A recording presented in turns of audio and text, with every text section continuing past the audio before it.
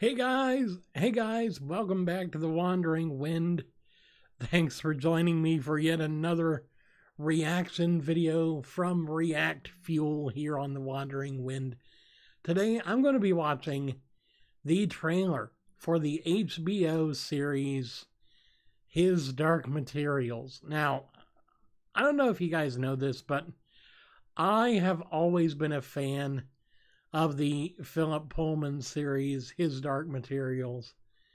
One of the first books I read after I got my hands on Harry Potter and got hooked on books was The Golden Compass. And then back in, I think, 2000, 2001, something like that, they came out with a film adaptation of the first book. And for years I was anticipating a second film for the second book, and it never came, and I just ended up disappointed. So this is like Christmas.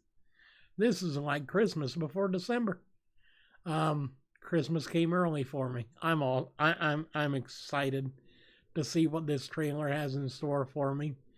Again, I'm going to be doing as much commentary as possible while the trailer is playing, to hopefully provide enough transformative work that they don't instantly slap it down like a redheaded stepchild on a Saturday. Probably not the best comparison, but anyway, let's get into the reaction for this. Let's go. Ooh. Oh, couple of things before we get into the film, before we get into the trailer. In this version of London, England, whatever the world, the magisterium is kind of like a modern day theocracy or a modern day church-run government. Thing is, it's kind of expanded across Central Europe and possibly even gotten to America. I'm not sure exactly, but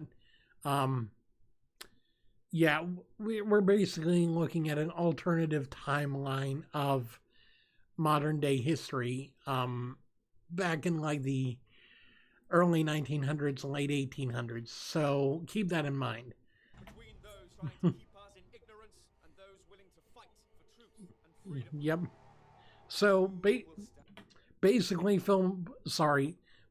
Philip Pullman's whole motivation here was to show the contrast between the what he saw as the ignorance of the church and the enlightenment of the scientific movement, both back then and even now.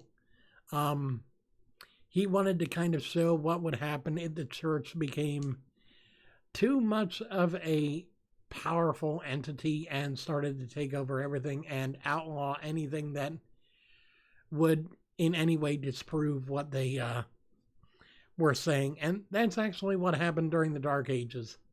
Common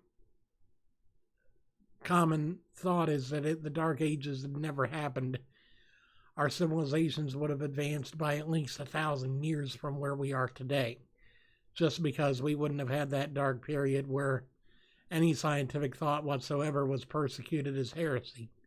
Anyway, back to the story. HBO and the BBC. What do you know?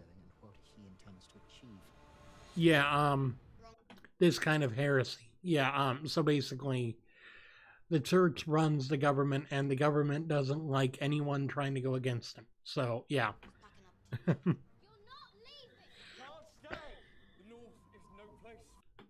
Hey, it's Georg Mormont, and he's still talking about the North.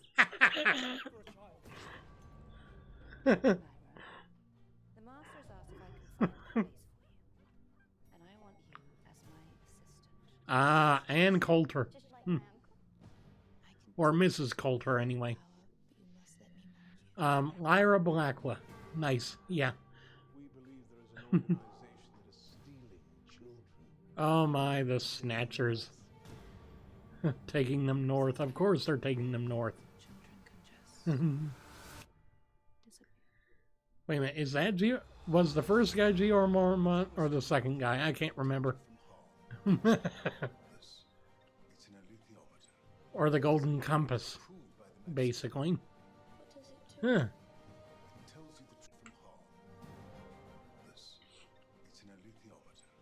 Yeah, an alethiometer. Oh, you see the marten or the little rodent beside Lyra? That's actually her.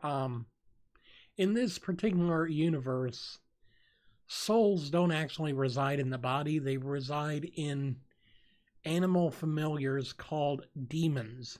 Daemons. Yeah, demons. So, same pronunciation, slightly different spelling from what we're used to. Basically, a demon is kind of your spiritual self personified as the opposite gender, for the most part. So, if there's a guy, his spirit will be female, and that's also kind of the duality between the balances between the powers and whatnot that Pullman tries to illuminate within his book. At least that's what I got from it. I reread the series at least once every 5 years, and I'm always fascinated by some of the things that he put in that are so subtle and yet so important. Just, that kind of thing. Anyway, back to the story. Illegal. Yeah, so an alethiometer is basically a tool to reveal truth through dust, which is dark matter, the God particle, whatever you want to call it. It's that elusive thing that gives life its spark in this series.